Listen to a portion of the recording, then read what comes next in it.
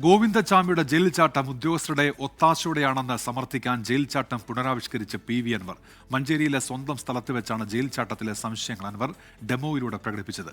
മുഖ്യമന്ത്രി പിണറായി വിജയനു വേണ്ടി ജയിൽ വകുപ്പ് തന്നെ ഗോവിന്ദചാമിയെ പുറത്തേക്ക് വിട്ടു എന്നാണ് അൻവറിന്റെ ആരോപണം.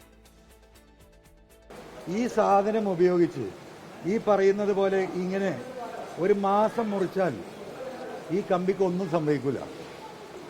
ഇത് നിങ്ങൾക്ക് ഓരോരുത്തർക്കും പത്രക്കാർക്ക് ഇത് വർക്ക്ഷോപ്പുമായി ബന്ധപ്പെട്ട ഇൻഡസ്ട്രിയൽ വർക്ക്ഷോപ്പിൽ പോയി പരിശോധിച്ചാൽ നിങ്ങൾക്കത് സ്വയം ബോധ്യപ്പെടുത്താൻ സാധിക്കും.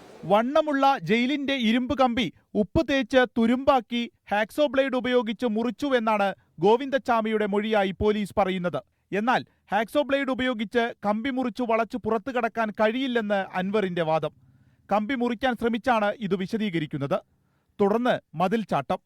3 പ്ലാസ്റ്റിക് ഡ്രം വെച്ച് അതിനു മുകളിൽ കയറി തുണി കൊണ്ട് വടം കെട്ടി പുറത്തു ചാടി എന്നുള്ളതും ഡെമോ കാണിച്ചു. അളവെടുത്തു നോക്കുമ്പോൾ ഗോവിന്ദചാമി പറന്നാൽ പോലും ഇത് സാധിക്കില്ലെന്നും അൻവർ. ഗോവിന്ദചാമിയെ പുറത്തേക്ക് വിട്ടതിനു പിന്നിൽ മുഖ്യമന്ത്രി പിണറായി വിജയനെന്നും ആരോപണം. നമ്മൾക്കത് ഊഹിക്കാൻ കഴിയുന്നത് ഈ പറയുന്ന ജയിൽ ഉദ്യോഗസ്ഥരുടെ തന്നെ വാഹനത്തിൽ ഗോവിന്ദചാമിയുമായി ഉണ്ടാക്കിയ ഒരു അണ്ടർസ്റ്റാൻഡിങ്ങിന്റെ ഭാഗമായി പുറത്തു കൊണ്ടുവരുന്നു.